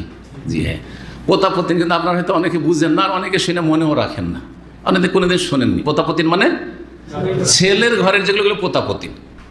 সুতরাং মোহাম্মদের মেয়ে আমার পতিন, নাতিন আমরা বলবো না। নাতিন বললে আমাদের এলাকার লোকেরা হাসবে যে কোন ভাষা শিখে এসছে, নাতিন বলছে। আর নাতিন হচ্ছে যে মেয়ের ঘরে যে আনাস সাত, এগুলো হচ্ছে নাতি। এগুলোকে যেমন পোতা বলা যাবে না, তখন ওগুলোকে নাতিন বলা যাবে না। বুঝতে পেরেছেন? জি। তো আরবদের ওই রকমই হাজার জাদ্দুন, নানাও জাত আর দাদাও জাত, দুটোই জাত। ওই জন্য লে উম্মেহি, মায়ের দিক থেকে বলতে হয়েছে। তা আমরা কি বলবো? যে রাসূলুল্লাহ সাল্লাল্লাহু আলাইহি ওয়াসাল্লামের এক নানা লাগতো সম্পর্কে, তার নাম ছিল আবু কাবসা। সেই ব্যক্তি কুরাইশদের যে ধর্ম, মূর্তি পূজার ধর্ম, এই ধর্মের বিরোধিতা করেছিল। অনেকেই ছিল যারা নিজের প্রকৃতির উপর ছিল। মানুষকে আল্লাহ তৌহিদের উপর সৃষ্টি করে, তো এই প্রাকৃতিকভাবে মূর্তি পূজাকে ঘৃণা করে। অনেক হিন্দু এরকম আছে, অনেক হিন্দু আছে। তাদের বিভিন্ন আজকাল সোশ্যাল মিডিয়াতে বক্তব্য শুনবেন, তারা সোজা বলে দেবে, হয় বেদ পড়ে বলছে যে বেদ পুরাণে মূর্তি পূজা নেই, বলে দেবে। আর না হলে এমনিতে বলবে যে এগুলি কুসংস্কার। কারণ ওর ন্যাচারাল কথা বলছে, ওর নেচার বলছে যে এগুলো কি করতে পারে। নিজে বানাইলো, 2-3 দিন পূজা করলো, তারপর লাথি মেরে দিল, পুকুরে নিয়ে গিয়ে নদী নিয়ে গুতিয়ে দিল। এবার দেবতা কি করে হইতে পারে, এবার উপাস্য কি করে হইতে পারে? কথা বোঝা গেছে? তো এই ব্যক্তি আবু কাবসা কুরাইশদের ধর্মকর্ম ছেড়ে দিয়েছিল। তারপরে সে দ্বীনে হানিফের অনুসারী। তখন তো রাসূলুল্লাহ সাল্লাল্লাহু আলাইহি ওয়াসাল্লামের আবির্ভাব হয়নি। দ্বীনে হানিফ মানে ইব্রাহিম আলাইহিস সালামের খাঁটি যেটা দিন। আর আরবের লোকেরা, মক্কার লোকেরা, তারাও ইব্রাহিম আলাইহিস সালামের ধর্মের দাবিদার ছিল, কিন্তু তারা জাল দ্বীনে হানিফ। তারাও বলতো যে আমাদের দিনটা হচ্ছে দ্বীনে হানিফ, আমরা ইব্রাহিমের অনুসারী, কিন্তু তারা জালিয়াতি করেছিল ধর্মের নামে। যেমন মুসলিম উম্মতে 73 ফিরকার 72 ফিরকায় জালিয়াতি করেছে। আর সবাই উম্মতে মোহাম্মদ, সবার নাম হচ্ছে মোহাম্মদ রাসূলুল্লাহ সাল্লাল্লাহু আলাইহি ওয়াসাল্লাম উম্মত, কিন্তু সব জালিয়াতি করেছে।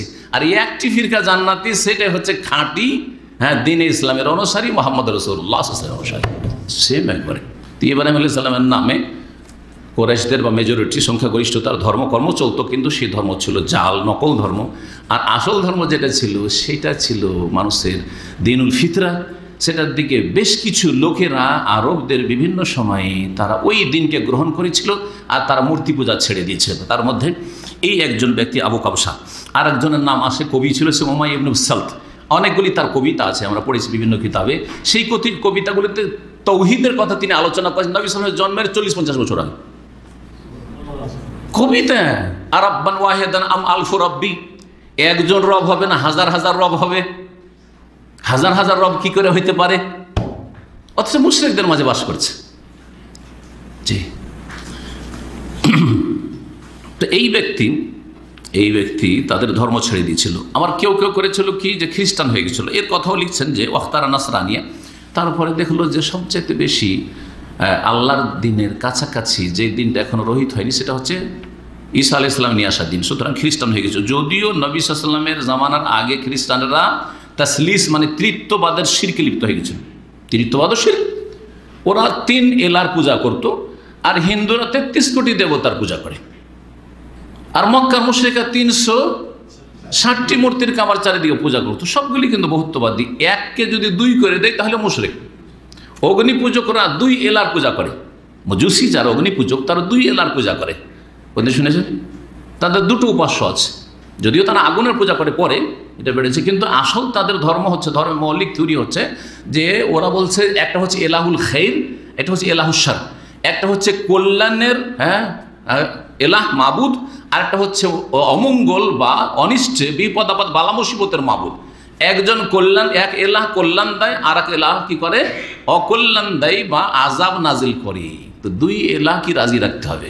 কল্যাণ পাওয়ার জন্য এলাহুল খাইরের পূজা করতে হবে, আর অনিষ্ট থেকে, আজাব থেকে, শাস্তি থেকে বাঁচার জন্য এলাহুসার, যিনি মন্দের মালিক মাবুদ, তার পূজা করতে হবে।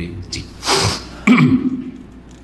নবী করিম সাল্লাল্লাহু আলাইহি ওয়াসাল্লাম যখন কুরাইশদের ধর্মের বিরোধিতা করলেন আর তাওহীদ নিয়ে আসলেন, তখন বলছে এ তো ওই আবু কাবসা যে আমাদের ধর্ম ছেড়ে আগে চলে গেছে, ওরই সন্তান, এটা ওরই সন্তান। জি। মোহাম্মদ বিন আবদুল্লাহ রহমতুল্লাহ আলাইহির সাথে সম্পর্কিত করে ওয়াহাবি কেন বলছে যে আরে ওই আরবে যে মোহাম্মদ বিন আব্দুল ওয়াহাব যে কবর মাজার সবকে ভেঙে ফেলেছে, বাকির আর মোয়াল্লার আর যত আরব দেশে মাজার ছিল পাকা সব ভেঙে ফেলেছে, আর বাংলাদেশে এসে আর ভারতে এসে কবর মাজারের বিরুদ্ধে বলছে, ওলিয়া উলিয়ার বিরুদ্ধে বলছে, তার মানে এইটাও সেই ওয়াহাবি।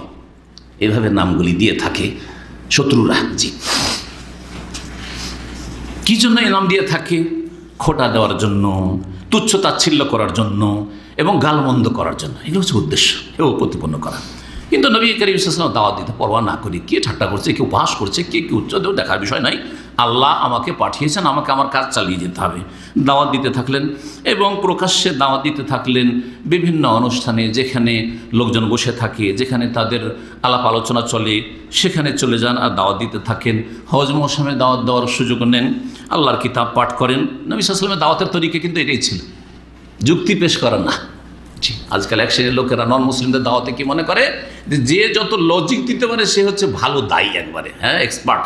না না না, এটা কোরআনী তরিকা না, আর এটা আম্বিয়া রসুলগুলোর তরিকা না। নবী সাল্লাল্লাহু আলাইহি ওয়াসাল্লামের তরিকা ছিল যে কাফেরদের সামনে কোরআনের আয়াত শোনা, তাদের ভাষায় কোরআন নাযিল হচ্ছে। তাহলে যারা নন মুসলিম তাদেরকে দাওয়াত দেওয়ার উত্তম তরিকা এবং কোরআনী তরিকা, সুন্নতি তরিকা হচ্ছে কোরআনের আয়াতের চাইতে ভালো উপদেশ আর কোথাও নেই। যদি তারা অনারব হয় তাহলে কোরআনের আয়াতের তরজমা তাফসীর করে আপনি তাদেরকে পাঠ করে শোনাবেন, আপনার নিজের কথা না বলে আপনি আল্লাহর কালামের কথা বলবেন। জি। যাতে জান্নাতের কথা রয়েছে, জাহান্নামের কথা রয়েছে, যাতে বেশ কিছু যুক্তিও রয়েছে, সেগুলো ঠিক আছে। কিন্তু আজকাল নিত্য নতুন তরিকা গায়ের মুসলিমদের দাওয়াতের, আপনি অবাক হয়ে যাবেন। কয়েক ঘন্টা শুধু খেলাধুলায় চলছে, দমদামি চলছে, রশি টানাটানি, আরও কুস্তি, আরও কত রকম খেলা, ওইসব খেলা জানি না।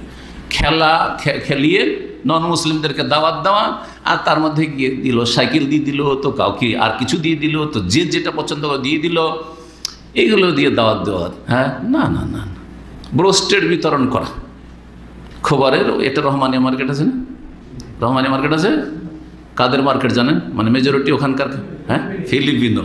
ওখানে প্রতি রমজানে দাওয়াত দেওয়ার তরিকা হচ্ছে শুধু কি বিতরণ করা, ব্রোস্টেড বিতরণ করা। কারণ ফিলিপিনোরা ব্রোস্টেড খুব পছন্দ করে, হ্যাঁ ফাস্টফুড খুব পছন্দ করে। খালি একবারে হাজার হাজার প্যাকেট দিয়ে আসো আর ব্রোস্টেড বিতরণ করো। ইসলামের কথা কিছুই নেই, দিনের দাওয়াতে তাওহীদ সুন্নাতের কথা কোনো দাওয়াত নেই, আখিরাতের কথা আলোচনা নেই, শুধু ব্রোস্টেড খাওয়ায়। আর এক দল বেঁধে আসে আর ওদেরকে বলে যে লা ইলাহা ইল্লাল্লাহ মুহাম্মাদুর রাসূলুল্লাহ পড়ে নাও। ওরা দেখে যে ব্রোস্টেড যদি খেতে পাই 15-20 টাকা, তো লা ইলাহা ইল্লাল্লাহ পড়তে কি আর মুহাম্মাদুর রাসূলুল্লাহ পড়তে কি, দলে 50 ডেলি 50 জন 100 জন 200 জন পড়ে নিল। বলছে আজকে 200 জন ইসলাম গ্রহণ করলো, আজকে 300 জন ইসলাম গ্রহণ করলো। কয়েক বছর থেকে অবাক কর্মকাণ্ড চলছে। এগুলো দাওয়াতের তরিকা নেই, কারণ এতে হচ্ছে কি তাদের অভ্যাস খারাপ করে দিচ্ছেন আপনি, আর এতে আপনি ইসলামের ক্ষতি করছেন। আপনি সংখ্যা দেখি আপনি এটা দিয়ে কী করছেন, এটা দিয়ে আপনার অ্যাডভার্টাইজ হচ্ছে, আর এটা দিয়ে আপনার যদি উদ্দেশ্য থাকে কালেকশন, তো সেটা হয়তো হচ্ছে যে আমাদের এত লোক মুসলিম হয়, কিন্তু আল্লাহর কাছেও কিছু পাচ্ছেন না। আর ইসলামে আজকে ঢুকলো, কালকে বেরিয়ে গেল, কাপড় বদলানো, এই কাপড়টা পরে এখন এসছি, আর যাওয়ার পর দেখলাম একটু ময়লা দিলাম খুইলে আর একটা পরে নিলাম, এইরকম শুরু হয়ে গেছে এখন ইসলাম গ্রহণটা এক শ্রেণীর লোকদের কাছে। জি। কোরআনী তরিকা কি বেশ কিছু মাশাআল্লাহ, মানে আন্তর্জাতিক পর্যায়ে যারা ভালো দায়ী তারা এই দিকে ডাক দিচ্ছে যে কোরআন দিয়ে দাওয়াত দাও। জি। কোরআন আল্লাহ বলছে ফাযাক্কির বিল কোরআনে মান ইয়াখাফু ওয়াইদ, কোরআন দিয়ে তুমি অ্যাডভাইস করো, উপদেশ দাও বা রিমাইন্ড করিয়ে দাও, স্মরণ করিয়ে দাও, মাই ইয়াখাফু ওয়াইদ, যে আমার শাস্তিকে ভয় করে তাকে। আরে আল্লাহর শাস্তিকে ভয় করে তো কোরআনের কথা শুনে হেদায়েত হবে, আর আল্লাহর শাস্তিকে যে ভয় করবে না, না না না, আমি ওসব বুঝি না, মানি না, বিশ্বাস করি না, আমি আখেরাত পরকাল কিচ্ছু বিশ্বাস করি না, আমি নেচারে বিশ্বাসী, আমি প্রকৃতিতে বিশ্বাসী ইত্যাদি যারা বলছে, নাস্তিক যারা, পেট পূজারি যারা, তাদেরকে হেদায়েত করতে পারবেন না আপনি। ফাযাক্কির বিল কোরআন মান ইয়াখাফ ওয়াঈদ ফালা তুতিল কাফিরিন ওয়াজাহিদহুম বিহি জাহাদান কাবীরা, মানে জাহিদহুম বিল কোরআন, কোরআন দিয়ে সর্বাত্মক চেষ্টা চালাও। তো দাওয়াতের ময়দানে কোরআন কারীম দিয়ে চেষ্টা চালাতে হবে, রাসূলুল্লাহ সাল্লাল্লাহু আলাইহি ওয়াসাল্লামের সুন্নাহ হাদিস দিয়ে চেষ্টা চালাতে হবে। নবী করিম সাল্লাল্লাহু আলাইহি ওয়াসাল্লাম সম্পর্কে তাই বলছেন, ইয়াতলু আলাইহিম কিতাব আল্লাহ, কাফেরদেরকে আল্লাহর কিতাব পড়ে শোনাইতেন। আল্লাহর কিতাব মুসলিমদেরকে শুধু শোনাবার জন্য নয়, অমুসলিমদের শুধু তেলাওয়াত করে খতম করার জন্য নয়, তাদেরকে কিতাব শোনাইতেন। ওয়ায়াদউহুম ইলা মা দাআত ইলাইহি রাসূল, সমস্ত নবী রাসূলগণ যে মৌলিক বিষয়ের দিকে দাওয়াত দিয়েছেন সেই দিকে দাওয়াত দিতেন রাসূলুল্লাহ সাল্লাল্লাহু আলাইহি ওয়াসাল্লাম। সেটা ছিল হুদ আলাইহিস সালামের দাওয়াত, সূরা আরাব যদি পড়ে দেখেন, আর অন্যান্য সূরাতে দেখবেন হুদ, তারপরে সালেহ, তারপরে নূহ, জি লূত, শুআয়ব, এইভাবে আম্বিয়া কেরাম, ইব্রাহিম, সমস্ত আম্বিয়া রাসূলগণের দাওয়াত এইভাবে উল্লেখ করা হয়েছে এই সূরাগুলিতে। ইয়া কওমে, হে আমার জাতি, উবুদুল্লাহ, আল্লাহর তোমরা ইবাদত করো, মা লাকুম মিন ইলাহিন গায়রু, তার ছাড়া তোমাদের কোনো সত্য উপাস্য নেই। উবুদুল্লাহ, আল্লাহর ইবাদত করো, পজিটিভ। মা লাকুম মিন ইলাহিন গায়রু, তার ছাড়া আর কোনো সত্য উপাস্য নেই, এটা হচ্ছে নেগেটিভ। ব্যাস, লা ইলাহা ইল্লাল্লাহ দাওয়াত হয়ে গেল। এই ছিল সমস্ত আম্বিয়া রাসূলগণের দাওয়াত। নবী করিম সাল্লাল্লাহু আলাইহি ওয়াসাল্লাম এই দাওয়াত দিলেন, আর তারপরে কথার দ্বারা দাওয়াত দিলেন আর কাজের দ্বারাও শুরু করলেন। এতদিন লুকিয়ে লুকিয়ে নামাজ পড়তেন না, এখন কাবার সামনে এসে নামাজ পড়া শুরু রাসূলুল্লাহ সাল্লাল্লাহু আলাইহি ওয়াসাল্লাম নিজে, সাহাবীরা নাই, কারণ সাহাবীরা জুলুম অত্যাচার বেশি হইতে পারে। সাহাবীরা ততটুকু কষ্ট বরদাস্ত করার মতো এখন হয়তো প্রশিক্ষণ পায়নি বা অতটুকু মজবুত হতে পারেনি, কিন্তু রাসূলুল্লাহ সাল্লাল্লাহু আলাইহি ওয়াসাল্লাম প্রকাশ্যে এসে তাদের সামনে আল্লাহর ইবাদত করা শুরু করলেন।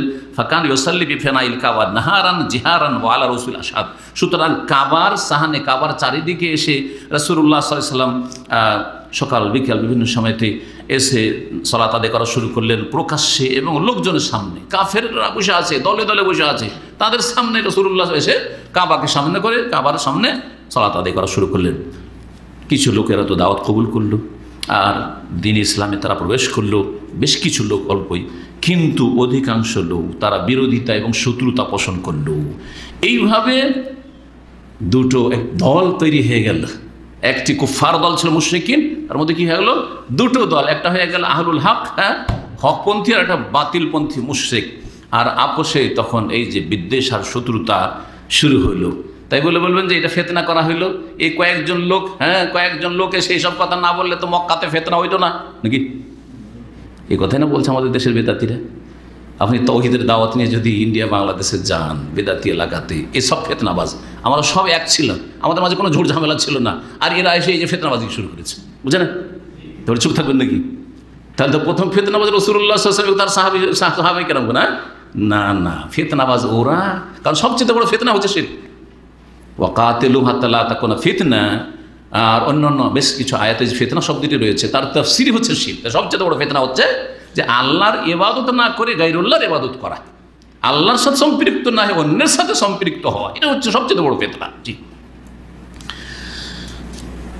যখন এইরকমটা হইল আর হজের মৌসুম কাছিয়ে চলে আসছে, তখন মক্কার মুশরিকেরা আপোষে সলা পরামর্শ করলো যে মুহাম্মদ তো এই কাজ থেকে বিরত হবে না, এত ওকে হেয় প্রতিপন্ন করলাম, অপদস্থ করলাম, কিন্তু কাজ হচ্ছে না।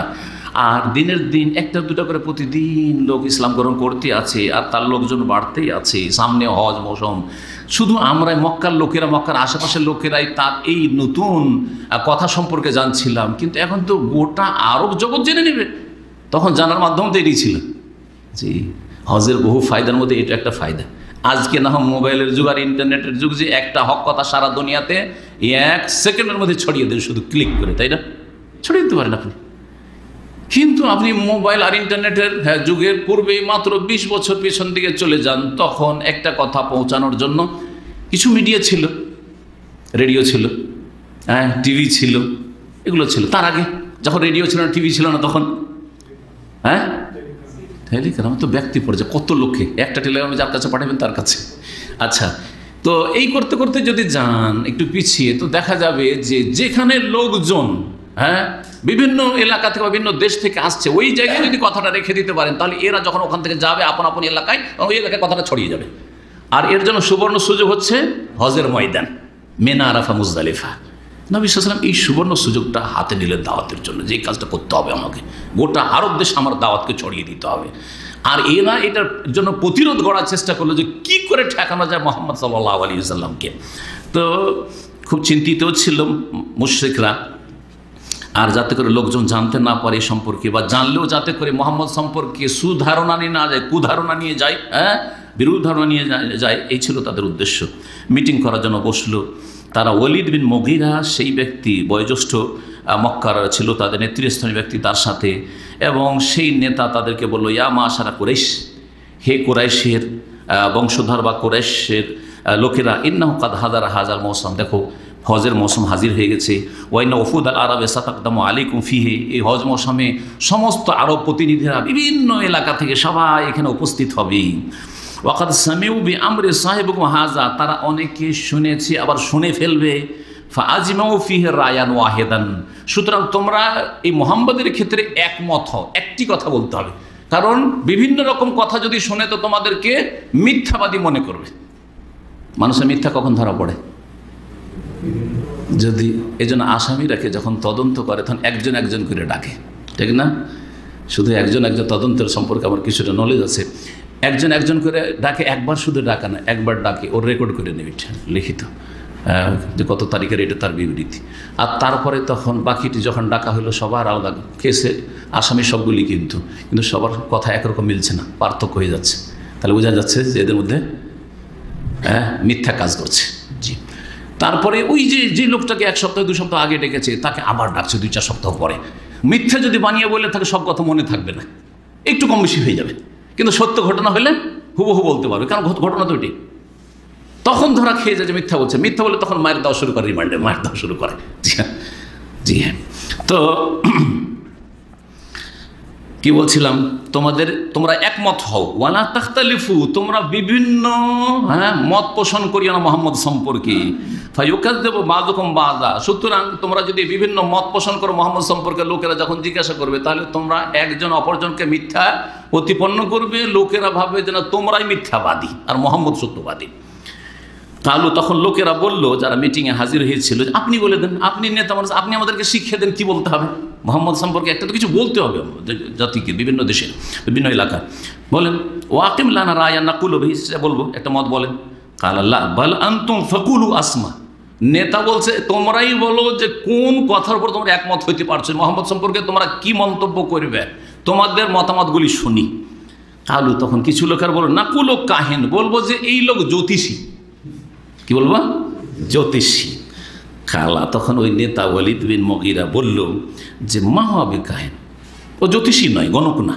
লাকাত রাআইনাল কোহান, বললে বিশ্বাস করবে না তোমাদেরকে, কারণ ওরা তো দেখবে, ওরাও জানে যে জ্যোতিষী কেমন হয়, গণক কেমন হয়।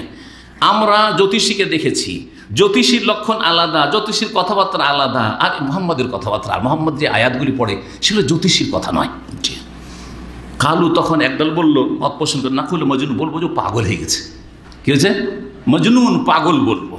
কালা, তখন ওই ওয়ালিদ বিন নেতা বলছে মা হবে মজনুন, পাগলও তো না, পাগল না। লাকাদ রাআইনা জুনুন, পাগলামি দেখেছি, পাগলের পাগলামি দেখেছি, এবং পাগলকে আমরা ভালো করে চিনি। পাগল যে পাগলামি অবস্থায় যা করে আমরা জানি, একে পাগল বললেও লোকে বিশ্বাস করবে না, এটাও চলবে না। কালু তখন তৃতীয় মত পোষণ করলো, বলো শায়ের, বলবো যে কবি, মোহাম্মদ হচ্ছে কবি, আর যে কোরআন শোনাচ্ছে, কোরআন বলছে কোরআন টোরআন না, এগুলো আসমানি কথা না, এগুলো তার কাব্য রচনা, এগুলো হচ্ছে তার কাব্য রচনা, সে রচনা করছে বা তাকে কেউ শিখাচ্ছে। কালা, তখন ওয়ালিদ বিন মুগীরা নেতা বলছে মা হবে স্যার, ও কবিও না। লাকাদ আরাফনা শেরা কুল্লাহ, আমি কবিতা ভালো করে জানি, এবং কবিতার যতগুলি প্রকরণ আছে, আপনারা যারা সাহিত্য পড়েছেন তারা হয়তো জানবে যে কবিতার কিন্তু অনেক প্রকরণ আছে, অনেক প্রকরণ আছে, এক রকমের ছন্দ হয় না। আমরা আরবি কবিতার কায়দা কানুন পড়েছি, যেটা একটা সাবজেক্ট আমাদের পড়ানো হয়েছিল জামিয়া শরীফা বানারসে। ওতে সব দেখেন, সবগুলি গান অথবা সবগুলি সঙ্গীত বা সবগুলি গজলের ছন্দ একরকম না। জি, তো আরবিতে 16টা ওরি আছে, মানে বহুর যেগুলোকে বলা হয়। আর ওতে যদি আপনি আপনার যারা অভিজ্ঞ এই কাব্য রচনা সম্পর্কে, তারা আপনার ভুল ধরে ফেলবে। আপনি ধরেন কবিতার আকারে কিছু বলছেন, আর আপনি যদি ঠিক না বলেন তো ওরা ধরে ফেলবে যে তোমার কবিতা ঠিক হয় না, কায়দাতে ফিট হয় না। জি, ওজন যেটা বলা হচ্ছে তার। বলে না, আমরা কবিতা বুঝি, এসব কবিতা নয় যেগুলো কথা মোহাম্মদ শোনাচ্ছি। তখন চতুর্থ মত পোষণ করলো কিছু লোকের, বললো না বললো সাহের, বলবো জাদুকর। কে? জাদুকর, সাহের, জাদুকর সে। তাহলে তখন ওয়ালিদ বিন মুগীরা বললো যে মোহাম্মদ জাদুকর না, লাকাদ রায়না সাহার, আমরা জাদুকরদেরকে দেখেছি এবং তাদের জাদুর ভেলকিবাজিও দেখেছি বা মন্ত্রতন্ত্র তাদের শুনেছি, এগুলো নয় আসলে। চার রকমের মত লোকজন পেশ করলো যারা মজলিসে ছিল, চারটায় পছন্দ হইল না, চারটা সম্পর্কে মন্তব্য করে দিল নেতা ওয়ালিদ বিন মুগীরা। তখন লোকেরা বলে তাহলে আপনি বলেন, কি বলুন, আপনি বলেন। ফামাজানাকুল কালা, তখন তাদের মতামত শুনে এই ওয়ালিদ বিন মুগীরা নেতা বলল, সে খুব পণ্ডিত মানুষ ছিল, ওয়াল্লাহি, কসম আল্লাহ করতো, আল্লাহর কসমও করতো, আবার শিরিকও করতো। সুবহানাল্লাহ। এ হচ্ছে মুশরিক, মূর্খ হয়, মুশরিক মূর্খ হয়। চিন্তা করেন না, মুশরিক হিন্দুরা ওপরওয়ালাও বলছে আর ওপরওয়ালা ইবাদতও করে না, ঠিক না? মাজার পূজারীরা আল্লাহকে সর্বশক্তিমানও বলছে, আল্লাহর কাছে নাচে, গায়রুল্লাহর কাছে চাইছে। এই জন্য একজন আরো বড় আলেম বলেছেন যে সাপোজ ধরে নিলাম যে আল্লাহও দিতে পারেন, আর খাজা বাবাও দিতে পারেন, আর জিলানিও দিতে পারেন, ধরেন, তাই না? চিস্তিও দিতে পারে, জিলানিও দিতে পারে, ধরেন আপনাকে ছেলে বা রোগ ভালো করতে পারে, আর আল্লাহও পারে। এদিকে আল্লাহকে রাখেন, এদিকে খাজা বাবা আর ওই একে রাখেন, জিলানিকে রাখেন, আর শাহজালাল, শাহপুরান এগুলোকে রাখেন। কে বেশি দিতে পারে? ওই মুশরিক। আপনারও তো মাশাআল্লাহ তৌহিদবাদী, কিন্তু যদি ওই কবর পূজারীকেও জিজ্ঞাসা করেন, ওই আজমি আর ওই আপনার জিলানি, ওই পন্থীগুলোকে, সুফিদেরকে জিজ্ঞাসা করেন যে কে বেশি দিতে পারবে, আল্লাহ বেশি দিতে পারবে না জিলানি চিস্তি বেশি দিতে পারবে, কি বলবে? প্রকৃতি, আল্লাহ বেশি দিতে পারবে। তো আপনার সামনে দুইজন যদি থাকে বস, আর একজন বস বেশি দিতে পারে, একজন কম দিতে পারে, কার কাছে যাবেন? আর দুই জায়গায় ঢুকতে পারবেন, আপনি কোথায় যাবেন? আপনি যে বেশি দিতে পারে, বেশি দেওয়ায় শক্তিশালী, সক্ষম, তার কাছে যাবেন, ঠিক না? আপনার সরাসরি যদি কফিলের সাথে সম্পর্ক থাকে তো বাঙালি দালাল ধরবেন নাকি? অনেক কোম্পানি তো এরকম আছে, বা অনেক কফিল আপনার কাছে ভিসা বিক্রি করেছে, এইসব কিচ্ছা কাহিনী এখানকার দাম সৌদি আরবের অনেক আছে। বাঙালি ভিসা বিক্রি করেছে, কফিলের সাথে পরিচয় করে দেয় না, কারণ কফিলের সাথে পরিচয় করলে তার গোমর ফাঁস হয়ে যাবে যে আপনার কাছে এত টাকা দিয়ে ভিসা বিক্রি করেছে। সব কাজ আপনার করে দিচ্ছে, একেবারে নল করে দিচ্ছে, আপনার কাগজপত্র লাগবে সব করে দিচ্ছে, ছুটি লাগিয়ে দিচ্ছে, সব করে দিচ্ছে। যে ভাই কফিলের নম্বর, আরে যদি নম্বর চেনের সম্পর্ক খারাপ, আপনার তোমার নম্বরের কি দরকার, তোমার কাজ হলেই তো হলো। কথা বুঝতে পেরেছেন? জানেন না এগুলো? হ্যাঁ। তো আপনি যদি ডাইরেক্ট কফিলের কাছে পৌঁছিতে পারেন তো বাঙালিকে পুষবেন, বা ওই হিন্দি বা পাকিস্তানিকে বা মাসরিকে পুষবেন, ওর কাছে যাবেন না আপনি, কারণ আমি সরাসরি কফিলের কাছে যেতে পারি। তো এইটুকু বুঝে আসে না, হ্যাঁ, এই মাজারপন্থীদের। তো এই ওয়ালিদ বিন মুগীরা বললো যে শোনো, মুহাম্মদ সাল্লাল্লাহু আলাইহি ওয়াসাল্লাম যে কোরআনগুলি পাঠ করে, ইন্না লিকাউলিহি হালাওয়া, তার কথায় একটা বড় স্বাদ আছে, হালাওয়া, একটা মিষ্টি ভাব আছে কোরআনে কারিমে, কোরআনে যে পড়ে। ওয়াইন্না আলাইহি লাতালাওয়া, তার উপরে একটা যেন রং চড়ানো আছে, হ্যাঁ, গোল্ডেন তালাওয়া বলা হয়, হ্যাঁ, সোনার যে পাইন চড়ানো হয় সেটাকে। ওয়াইন্না আসলাহুল লাইজকুন ওয়াইন্না ফারআহুল জানাতুন, তার কোরআনের আসল যেটা মূল সেটা হচ্ছে আপনার ওই যে আপনার খেজুর থাকে, খেজুরের একটা কি বলে, কান্দি, হ্যাঁ, কান্দি বলে না, পুরোটা কান্দি বলে না। আর শাখা প্রশাখাগুলি হচ্ছে যে খেজুর ওখান থেকে পড়ছে অথবা পাড়ছে না, আপনি জিজ্ঞেস। ওমা আনতুম বিকাইলিনা মিন হাযা শাইআন ইল্লা আরাফা আন্নাহু বাতিল, এসব কথা যদি তোমরা বলো তাহলে লোকেরা বুঝেই নিবে, হাজী সাহেবরা, যে তোমরাই বাতিলপন্থী। তবে একটা তো কিছু বলতে হবে, একটা তো কিছু বললে মানুষকে বিভ্রান্ত করতে হবে। ওয়া ইন্না আকরাবাল কওলি আন তাকুলু হুয়া সাহির, সবচেয়ে ভালো কথা হবে তোমরা একমত হয়ে বলবে যে মুহাম্মদ একজন জাদুকর, মুহাম্মদ একজন জাদুকর। যেমন মুসা আলাইহিস সালাম কি, যেমন মুসা আলাইহিস সালাম মুজিজা দেখিয়েছিলেন, লাঠির মুজিজায় সাপ, আর বগলে হাত দিলে চমকে ওঠে, তখন কি বলেছিল ফেরাউন আর ফেরাউনের লোকেরা, হ্যাঁ, সাহির।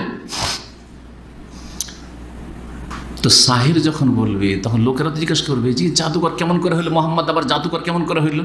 মানুষ তো একবারে অন্ধ নয়, একটু তো যাচাই বাছাই করবে, তাহলে বুঝাইতে তো হবে। তো বুঝিয়ে দিচ্ছে নেতা, কিন্তু নেতারা কিভাবে বিভ্রান্ত করে মানুষকে, যারা গুমরাহ নেতা জাতিকে গুমরাহ করে, গুমরাহ বক্তা, গুমরাহ মোল্লা, গুমরাহ আলেম গুমরাহ করে জাতিকে। এর প্রমাণ এখানে শোনেন।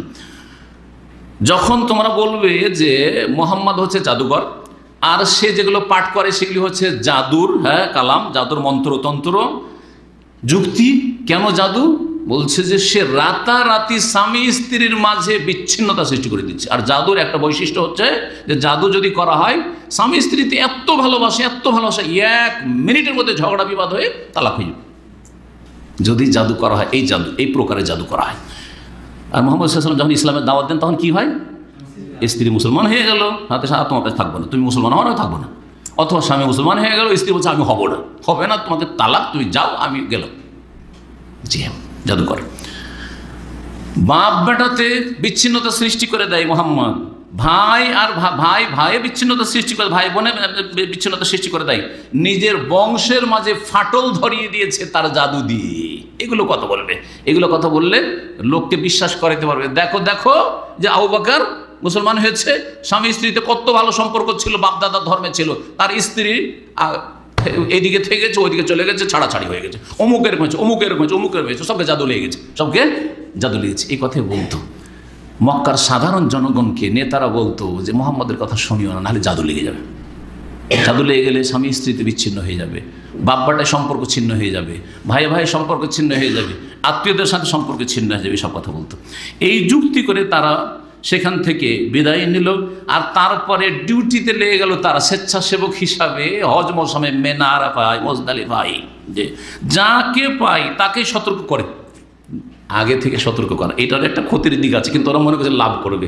একটা লোক কিছু জানে না, বেচারা রাস্তা দিয়ে যাচ্ছে, আর ওকে যদি বলেন হ্যাঁ সৌদি আরবে বেদাতিরা এরকম কাজ করে, এটা নতুন লোককে দেখেছে যে বাংলাদেশ বা ইন্ডিয়া থেকে এসছে, দেখার পরে এই মসজিদ থেকে নামাজ পড়ে বেরোচ্ছে, কিছু জানে, ইসলামিক সেন্টারও চিনে না। বেদাতিরা করে কি, আপনি নতুন এসছেন, যা ভালো কাজ করেছেন, কিন্তু একটা কাজ, একটা নসিহত শুনেন, সৌদি আরব থেকে রিয়াল নিয়ে যাবেন, এখানকার ওয়াহাবিদের ধর্ম নিয়ে যাবেন না। কথা বোঝা গেছে? কত লোক এরকম হাজিদেরকে সতর্ক সাবধান করে পাঠায়। হাজির আমাকে নিজে বলেছে মদিনাতে যে আমাদের আলেমরা আমাদেরকে সতর্ক সাবধান করে পাঠিয়েছে, হজ করে আসো কিন্তু ওখানকার ধর্মকর্ম নিয়ে আসবে না, ওখানকার কোনো কিতাব নিয়ে আসিও না, কিছু নিয়ে আসবে না। কাজ করতে আসে প্রবাসীরা, ওদেরকে শিখিয়ে পড়ায় যে ওখান থেকে রিয়াল নিয়ে আসো, কিন্তু ওখান থেকে ধর্ম নিয়ে আসিও না। মানুষকে যখন বাধা দিয়ে, মানুষের স্বভাব হচ্ছে কেন বাধা দিলে একটু দেখি তো, এটা মানুষের স্বভাব। কিন্তু এখানে মসজিদে নামাজ পড়ে বেরিয়েছে, একে বলছে এখানে কিন্তু ইসলামিক সেন্টার আছে ওয়াহাবিদের, সাবধান, আপনি যাবেন না। কিন্তু যেতেই যখন নিষেধ করলে একটু দেখি কি হয়, ওখানে দেখি কি হয়। এইভাবে কত লোক যে হেদায়েত হয়েছে আল্লাহ ভালো জানে। আরবিতে একটা প্রবাদ আছে, এই জন্য আল ইনসান হারিসুন ফিমা মুনিয়া, মানুষ উদ্গ্রীব হয় ওই বিষয় সম্পর্কে যাতে বাধা দেওয়া হয়।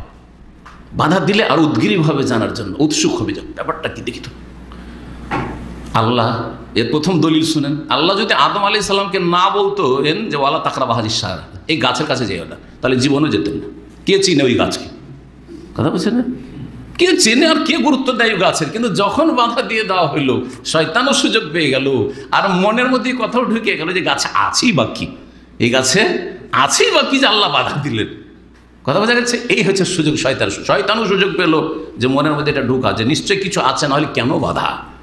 তখন কি বলা হইলো, হাল আদুল্লুকা আলা শাজারাতুল খুলদে, এমন একটা গাছ বলে দেব যে গাছটার নাম হচ্ছে শাজারাতুল খুলদ, মানে জান্নাতে চিরস্থায়ী হইতে পারবে। ওই গাছের একবার ফল খেয়ে নিলে তুমি আর তোমার স্ত্রী মরবে না, কিচ্ছু হবে না, কষ্ট হবে না, বালা মুসিবত হবে না, রুজির চিন্তা করতে হবে না, কিচ্ছু চিন্তা করতে হবে না। আর তোমাকে কয়েকদিন রেখেছে, তারপরে তো ধাক্কা দিয়ে বের করে দিবে, তুমি গাছের ফলটা খেয়ে নাও, চিরকাল থাকবে।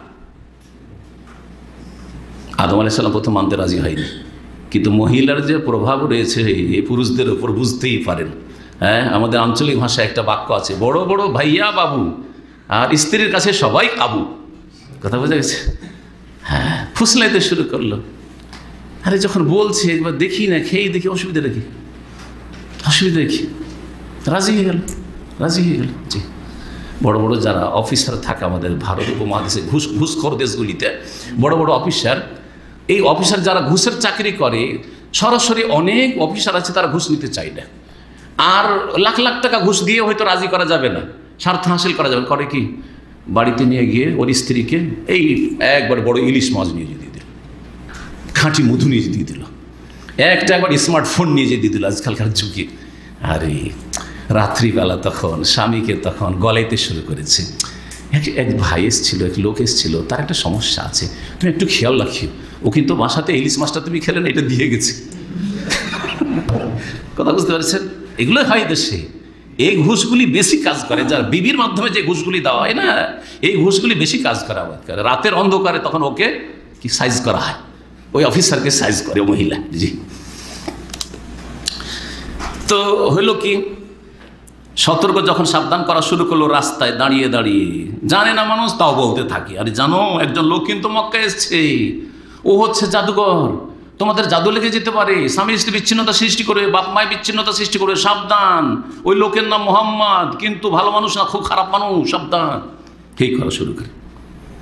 হজের মৌসুম যখন আসলো, তখন নবী করিম সাল্লাল্লাহু আলাইহি সাল্লাম হজের মৌসুমের যে স্থানগুলি মেনায় গেলেন, আর তাদের তাঁবুতে তাঁবুতে ঢুকলেন, বাসায় বাসায় ঢুকলেন, যেখানে যার তাঁবু আছে, যেখানে যার অবস্থান আছে, ইসলামের দিকে তাদেরকে আহ্বান করা শুরু করলেন। বলে, ইয়া আইয়ুহান নাস কুলু লা ইলাহা ইল্লাল্লাহ তুফলিহু, হে মানব সকল, লা ইলাহা ইল্লাল্লাহ বলো, তোমরা পরিত্রাণ পেয়ে যাবে। আবুল লাহাব পিছনে পিছনে ঘুরে, দেখি ভাতিজা কি করে, দেখি, মানে কট্টর দুশমন ভাতিজা, সে আবুল লাহাব পিছনে থাকে আর মুহাম্মদ সাল্লাল্লাহু আলাইহি ওয়াসাল্লাম দাওয়াত দিতে থাকে। যেমনই দাওয়াত দেয়, আবুল লাহাব বলে, এটা আমার ভাতিজা, তোমাদের চাইতে আমি বেশি চিনি, ছোট থেকে জানি, নাম্বার 1 খারাপ, এর কথা বিশ্বাস করিও না, এ মৃত্যু, এর কথা বিশ্বাস, আউযুবিল্লাহ। কত রকম করে যে কি বলে, ইউকাযযিবহু, তাকে মিথ্যা প্রতিপন্ন করে, ওয়া ইউযিহা, কষ্ট দিতে থাকে, কষ্টও দিতে থাকে, মানসিক কষ্ট দিতে থাকে, গালিগালাজ করতে থাকে, অকথ্য ভাষা বলতে থাকে। কিন্তু আরবদের কাছে খবরগুলি পৌঁছে গেল, যত বাধা দেওয়ার চেষ্টা, আরবরা জানতে পারলো যে একটা কিছু মক্কায় হয়েছে, একজন লোক এসেছে যে মূর্তি পূজার বিরোধিতা করছে আর এক আল্লাহর ইবাদত করতে বলছে। এতটা জেনে তারা চলে গেল। ওয়ান্তাশারা যিকরুহু ফি বিলাদিল আরাবি কুল্লিহা, এইভাবে এই হজ মৌসুমের মাধ্যমে গোটা আরব জগতে এই তৌহিদের দাওয়াত আর রাসূলুল্লাহ সাল্লাল্লাহু আলাইহি ওয়াসাল্লামের রিসালাতের কথা, যে শেষ পয়গাম্বর, শেষ রাসূল চলে এসেছেন, এই কথা মানুষের ঘরে ঘরে পৌঁছেই গেল। তো এই ছিল আজকের আলোচনা। আর এর বিরুদ্ধে যারা প্রতিরোধ গড়ে তুললো, ইনশাআল্লাহ তাআলা আগামী সপ্তাহে সে সম্পর্কে আলোচনা শুরু করব। আল্লাহ যেন আমাদেরকে তৌফিক দান করেন এবং আমাদেরকে হক পথে থাকার তৌফিক দান করেন, বাতিল থেকে, বাতিলপন্থীদের অনিষ্ট থেকে বেঁচে থাকার তৌফিক দান করেন। আল্লাহ মুশরিকদেরকে যেন ধূলিসাৎ করেন, ইসলাম মুসলিমদের দুশমনদেরকে আল্লাহ ধূলিসাৎ করেন, আর ইসলাম মুসলিমদেরকে আল্লাহ যেন দিনের দিকে ফিরে আসার এবং শক্তিশালী আল্লাহ রাব্বুল আলামিন করেন। সুবহান রাব্বিকা রাব্বিল ইজ্জাতি আম্মা ইয়াসিফুন ওয়া সালামুল মুরসালিন, আলহামদুলিল্লাহি রাব্বিল আলামিন।